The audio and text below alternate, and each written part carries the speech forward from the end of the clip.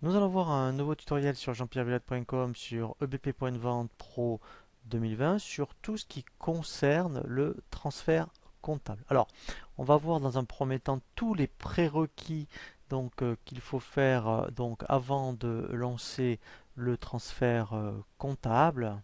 Voilà, ici vous avez donc tout ce qui concerne les options comptables. Donc dans options générales, voilà, il faudra bien faire attention ici donc à la longueur des comptes que vous avez par rapport à votre logiciel EBP Comptabilité. Ici dans l'onglet ici tiers, bien vérifier que vous avez bien ici indiqué donc les racines que vous souhaitez. Et si vous avez EBP Contact que vous avez activé donc la compte auxiliaire, il faudra aussi également ici le cocher. Donc ensuite, eh bien effectivement, il faudra bien faire attention que dans vos articles, notamment, vous avez bien mis les affectations comptables, hein. Donc là, si on reprend un exemple, dans l'onglet comptabilité de chaque article, il faudra bien vous assurer que vous avez bien fait toutes les affectations comptables pour tout ce qui concerne donc les comptes de la classe 6 et 7. Voilà, dans l'onglet comptabilité ici, hein, voilà, ici dans territorialité France, il faudra bien vérifier que vous avez bien fait les affectations. Et bien sûr, hein, si vous vendez après donc en CE, il faudra bien aussi mettre des comptes différents pour tout ce qui concerne donc la territorialité intracommunautaire, voire après import-exportation, hein. Il faudra faire exactement la même chose puisqu'il faut mettre des comptes différents. Et après, il faut bien vous assurer pour terminer que dans vos clients et fournisseurs, vous ayez bien les 411 et 401. Donc à chaque fois que vous créez par exemple un client, voilà, après dans l'onglet gestion, ici, eh bien, il faudra bien vérifier que vous avez le bon 411. Voilà. Et bien sûr, c'est le même principe pour les fournisseurs. Donc une fois que tout ça est bien fait, effectivement, on peut lancer l'opération de transfert en comptabilité. Donc dans le menu opération, vous avez ici transfert en comptabilité.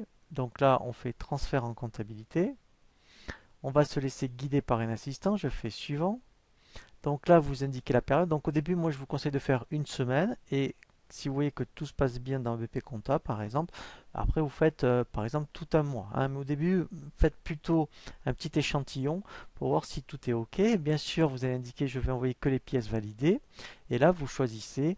Alors normalement, hein, il vaut mieux tout envoyer, hein. Donc d'où l'intérêt aussi de faire les règlements client-fournisseur. Comme ça vous fera ça de moins à faire en comptabilité. Et après, effectivement, on fait suivant. Voilà, donc là vous voyez, je vois bien toutes les pièces qu'il va prendre en compte. Donc après, je fais suivant. Voilà, et quand on a EBP Compta, après on verra notre utilitaire par rapport à communication entreprise expert. Et bien effectivement, on laisse open line, on fait suivant. Là, j'ai un récapitulatif, vous voyez, de toutes les pièces qu'il va me transférer. Vous voyez, l'intérêt, c'est aussi tous les écarts de règlement, vous voyez, qui prend donc bien en compte. Et après, on n'a plus qu'à faire lancer. Voilà. Et là, après, alors, effectivement, et bien, directement, dans le BP Compta, quand on l'ouvre, eh bien, il va donc l'importer directement. Après, effectivement, maintenant, on va voir un tutoriel qu'on appelle communication entreprise expert, où là, effectivement, si vous n'avez pas BP Compta, eh bien, on va voir comment exporter les écritures en fonction du logiciel de comptabilité que vous avez. Voilà. Et là, après, il n'y a plus qu'à récupérer. Vous voyez, donc il me dit bien qu'il a transféré 16 écritures.